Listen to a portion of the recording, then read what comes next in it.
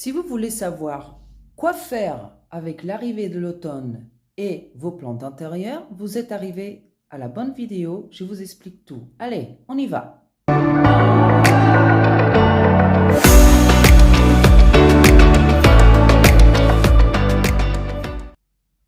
Hola, si vous ne me connaissez pas encore, je m'appelle Sandriana et nous voici dans une nouvelle vidéo, ce fois-ci dédiée à l'arrivée de l'automne. Quand on parle d'automne, on parle de la chute des feuilles, des arbres, de la fin de la floraison et d'un endormissement des plantes d'intérieur. C'est justement de ça et de beaucoup plus que je vais vous parler dans cette vidéo, alors c'est parti, on y va.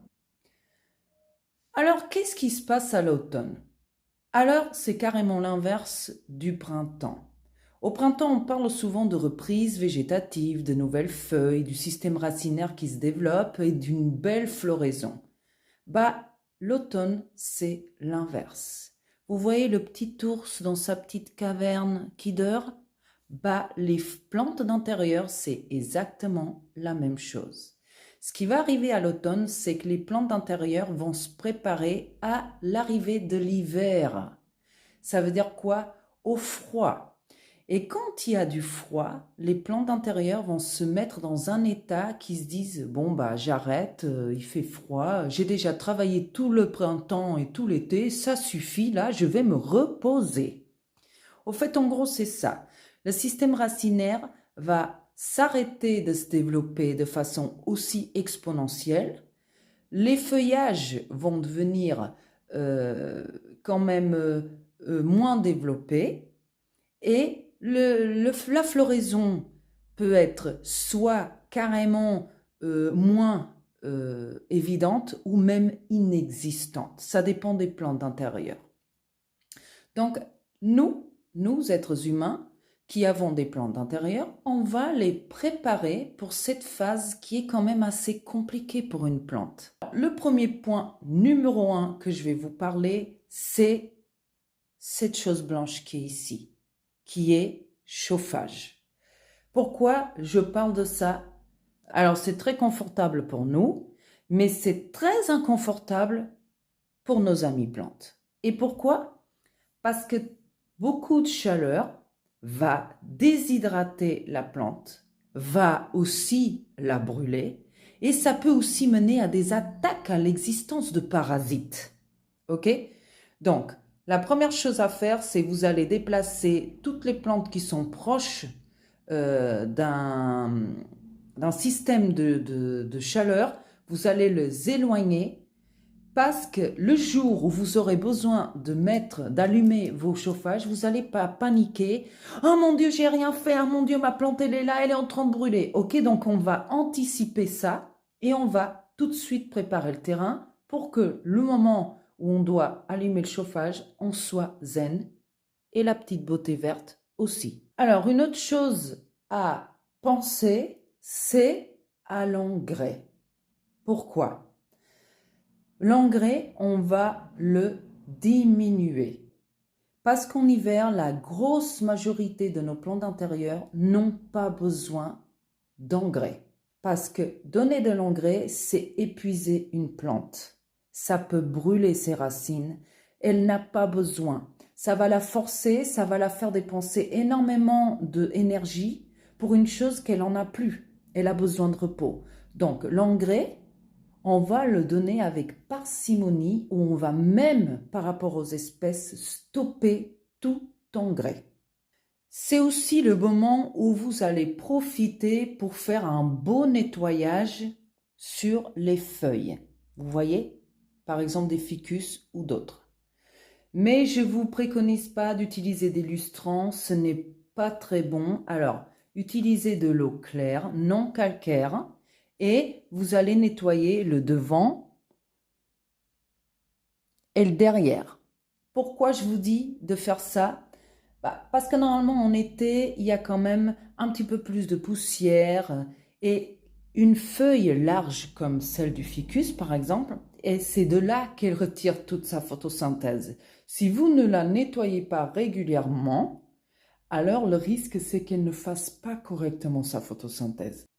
Donc, quand on parle de plantes qu'on a mis dehors au printemps, vous voyez, comme celle que je vous montre ici dans l'image, comme les bégonias, certaines fougères, donc c'est pas le cas, ça c'est des fougères qui résistent au gel, mais d'autres plantes, comme vous pouvez voir ici dans l'image, ce qu'on va faire, c'est qu'on va d'abord bien nettoyer les pots, on va bien nettoyer l'intérieur des pots avec des résidus de feuilles mortes ou de voir des éventuels parasites qui se sont logés. On va leur faire le traitement convenable.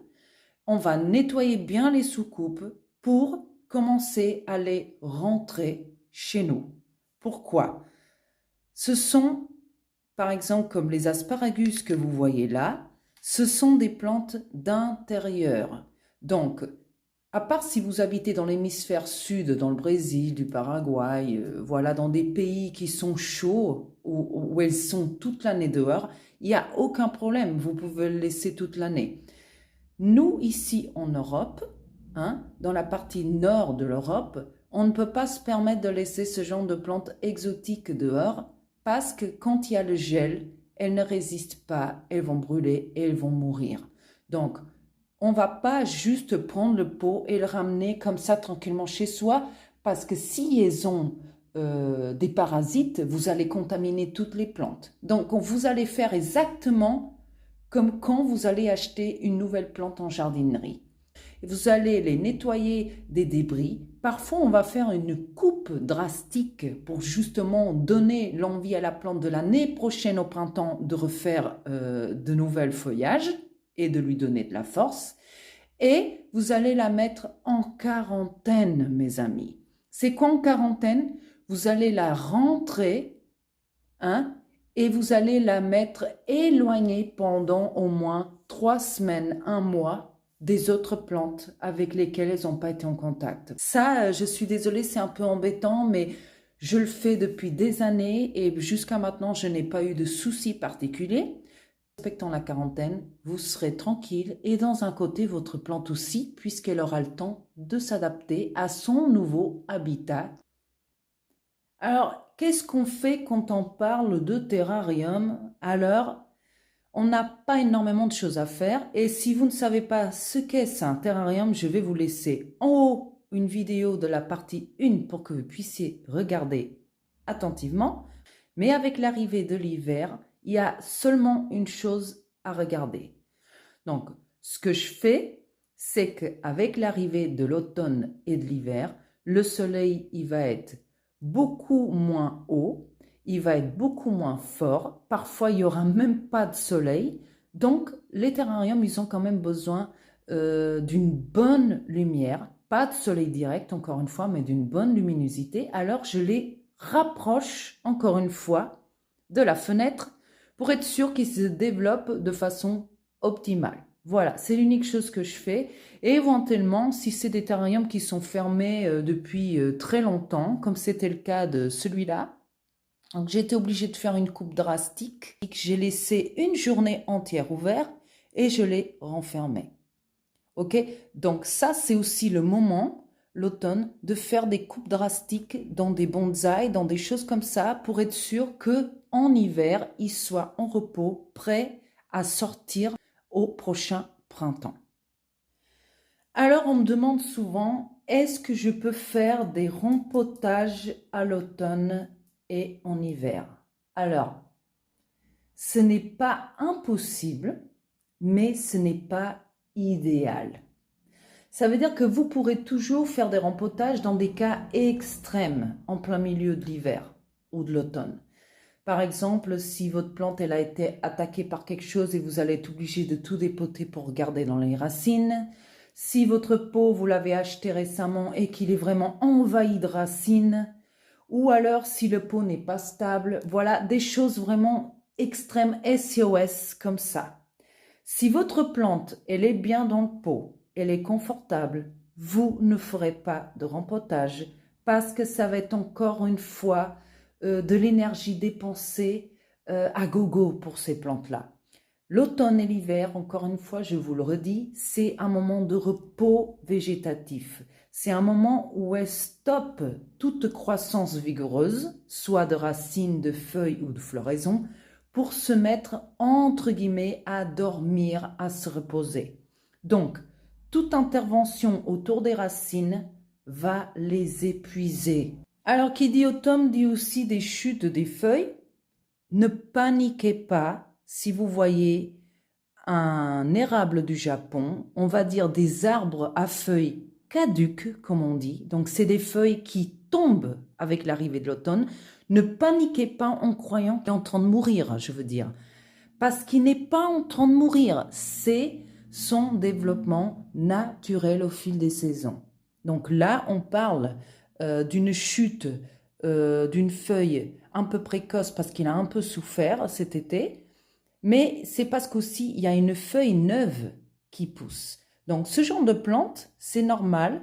Quand il y a une nouvelle pousse, l'ancienne, elle commence à chuter. C'est normal. Donc, on va la laisser tomber toute seule. On ne va pas se mettre à l'arracher. OK, dans la nature, ça n'existe pas. Vous pouvez même la laisser tomber dans le substrat et se dégrader. Ça fera de l'engrais naturel. C'est à vous de voir.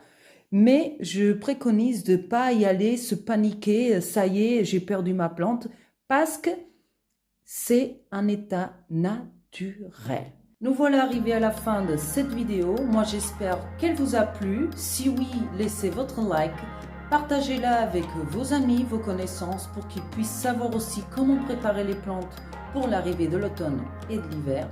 Et si vous n'êtes pas encore inscrit, alors faites-le parce que d'autres vidéos sont à venir. Et je vous dis à la prochaine vidéo et bye!